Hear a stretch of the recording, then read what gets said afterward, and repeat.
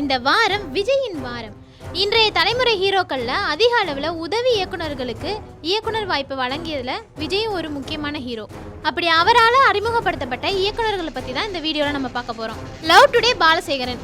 அதுக்கு முன்னாடி பெருசா அனுபவம் இல்லாத பாலசேகரன் சொன்ன லவ் டுடே படத்தோட கதை விஜய்க்கு ரொம்பவே பிடிச்சது. பல எதிர்ப்புகளை மீறி பாலசேகருக்கு விஜய் அந்த வாய்ப்பை கொடுத்தாரு. படமும் சூப்பர் டூப்பர் ஹிட் ஆச்சு. அதுக்கப்புறமா லவ் டுடே படம் பல லாங்குவேஜ்ல ரீமேக்கும் ஆச்சு. இதுக்கு அடுத்ததான் நினைத்தேன் வந்த செல்வபாரதி. அதுக்கு முன்ன வரைக்கும் வசனகர்த்தாவா இருந்த செல்வபாரதி முதல்ல இயக்குனர் அவதாரம் எடுத்தது விஜயால தான்.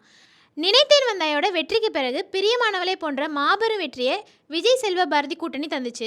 இதுக்கு அடுத்து வின்சென்ட் செல்வா சொன்ன ஆன்டி ஹீரோ சப்ஜெக்ட் விஜய்க்கு ரொம்பவே பிடிச்சு போக பலரின் எதிர்பார்ப்பையும் மீறி நெகட்டிவ் ரோல்ல விஜய் நடிக்க ஒத்துக்கிட்டாரு. விஜய் நெகட்டிவ் ரோல்ல நடிச்ச முதல் படம் பிரியமுடன். அது மட்டும் இல்லாம அவருடைய மனைவியான சங்கீதாவையும் இந்த படப்பிடிப்புல தான் சந்திச்சாருன்றது ஒரு கூடுதல் தகவல்.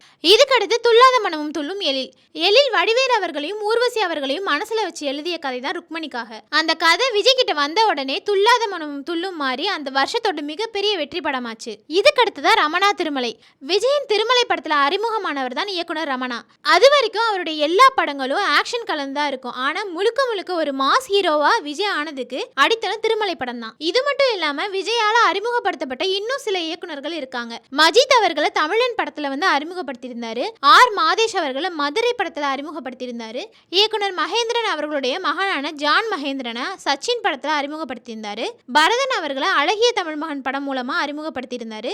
கடைசியா பாபு சிவன் அவருடைய இயக்கத்துல வேட்டைக்காரன் தான் அறிமுக இயக்குனர்களோட அவர் இணைஞ்சு நடிச்ச கடைசி படம். அது மட்டும் இல்லாம உலக அழகி பிரியங்கா சோப்ராவும் தமிழன் படம் மூலமா தான் அறிமுகமானாங்க. அதுக்கப்புறமா விஜய் அவர்கள் அறிமுக இயக்குனர்களுக்கு வாய்ப்பு தராதது புதுமுக இயக்குனர்களுக்கு ஒரு பெரிய வருத்தத்தை அளிச்சது.